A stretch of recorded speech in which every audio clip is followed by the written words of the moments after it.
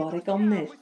ներկայիս քրիստոնեության մեջ միտում ունենք, որտեղ Հիսուս Քրիստոսի մասին հասկացողությունը շատ խիստ նսեմացվում է։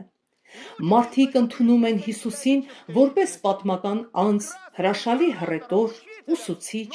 բայց իմ քույրեր ու եղբայրներ, նա ոչ միայն ուսուցիչ է, նա ոչ միայն Դավթի սերունդն է, բայց նա Տեր և Աստված է, գաղտնին ու նվիրականն իմացող, ալելույա նրան։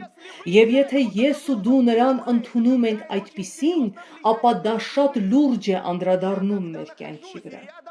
Երբ ես մենակ եմ ու կողքիս ոչ ոք չկա, ու ես Հիսուսին ճիշտ եմ ընդունում, ես այն եմ հասկանում, որ Հիսուս, դու ես ինձ տեսնում, Հիսուս, իմ բառերը լսում ես դու, իմ մտքերը գիտես դու գիտես, թե իմ սիրտը ինչ զգացմունքներով է լցվում։